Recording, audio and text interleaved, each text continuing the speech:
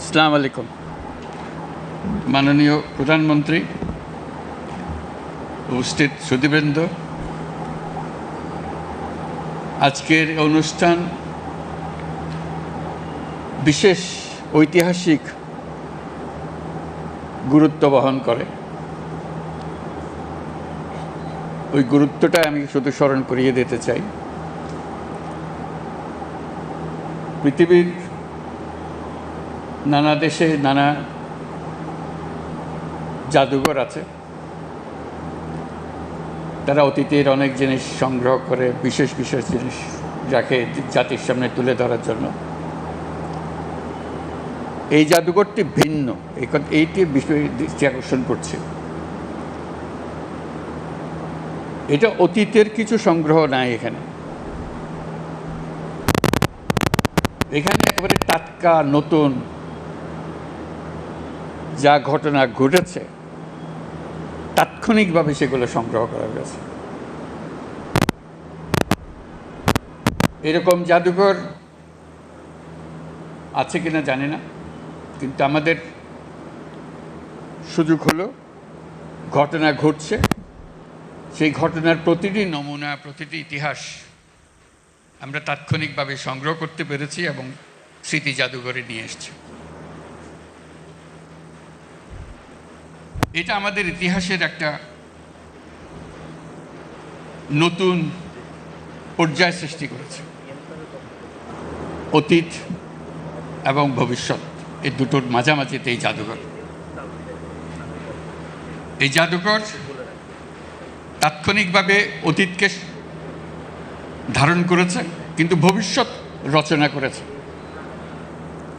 আমরা কারা, কি চাই, আমাদের মনে কি ছিল, এই বালক আনাস কি আবেগের কারণে, তার ভিতরে কি তাড়না ছিল,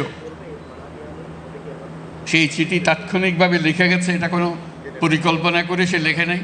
মা তাকে বাধা দিচ্ছিল, বাবা তাকে বাধা দিচ্ছিল মিছিলে না যাওয়ার জন্য।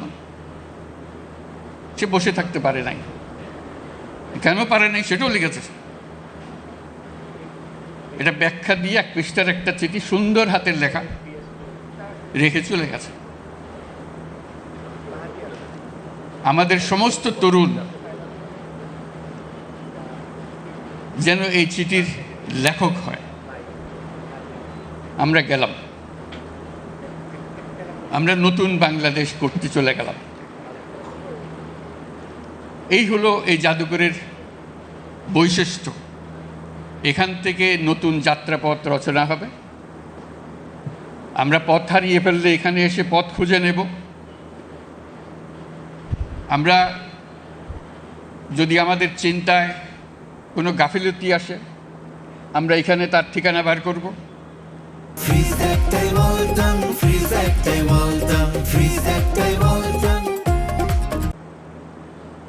আমরা নতুন সূত্রে আবার যাত্রাপথ শুরু করব। এটা এমন এক জাদুঘর যে বাংলাদেশের যত তরুণ তরুণী, যত নাগরিক আছেন, সবাইকে যেন একবার দেখার সুযোগ হয় এবং প্রতিদিন দলে দলে আসবে, দেখবে, নিজের মনের কথা লিখে রাখবে, লিখে জমা দিয়ে যাবে। এখানে তার মনে কি আবেগ এসছে, তার ভবিষ্যৎ কি চিন্তা করে, সেটা লিপিবদ্ধ করে যাবে এবং এটা সারা চত্বরে গমগম করবে। যে কবরগুলো সাজানো আছে, যদিও সে প্রকৃত কবর নয়, কিন্তু তার প্রত্যেকের কবরের সঙ্গে একটা নাম থাকবে। সেই নামটা খুঁজে ইতিহাস বার করবে। এখানে ইতিহাসগুলো থাকবে যে কেন, কিভাবে মারা গিয়েছিল, কোথায় মারা গিয়েছিল, তার ইতিহাসটা কি। এগুলো আমাদেরই বন্ধুবান্ধব, আমাদেরই ছেলে মেয়ে, আমাদেরই পাড়া প্রতিবেশী। এটা কোনো বিশেষ ধরনের রাজনৈতিক কর্মী নন। তারা একেবারে সাধারণ ঘরের সাধারণ ছেলে মেয়ে, যা রাজপথে নেমে তারা চেয়েছিল যে এই বাংলাদেশ আর চলবে না, আমরা নতুন বাংলাদেশ গড়ব। এটাই ছিল তাদের আশা। আমরা আশা করব সারা বাংলাদেশের সকল জায়গা থেকে স্কুলের কলেজের ছেলে মেয়েরা আসবে, একটা দিন এখানে কাটাবে এবং তাদের নিজেদের মনের কথা লিখে যাবে যে আমি কি চাই, আমার কি চাহিদা, আমি কি কাজে নিয়োজিত হচ্ছি, নিজেকে নিয়োজিত করছি, সেটা জানিয়ে যাবে। এটা সারা দেশের সকল সংস্কৃতির একটা পীঠভূমি হবে। গান বাজনা, বাক্য, প্রতিকৃতি, আর্ট, সব কিছু এখানে দলে দলে ছেলে মেয়েরা আসবে, লিখে যাবে, দেখাবে, মনের কথা রেখে যাবে। কাজে এটা হলো সেই কেন্দ্রবিন্দু। এটা আমাদের ইতিহাসের আতুরঘরের দৃশ্য। এখান থেকে আমরা যে নারীর সূত্র যে রেখে যাব সবার কাছে, এই সূত্র যেন আর ছিন্ন না হয়, আমরা এই সূত্রে গঠিত হয়, সমাজের সমস্ত চিন্তা ভাবনা এর মধ্যে আসে। যারা এই জাদুঘরের পরিকল্পনা করেছে, যারা এটা বহু কষ্ট করে প্রতিটি জিনিস, আজকে আমরা কয়েক মিনিটের মধ্যে দেখে আসলাম, কিন্তু এটা প্রতিটি জিনিস সংগ্রহ করতে বহু সময় লেগেছে, বহু কষ্ট হয়েছে।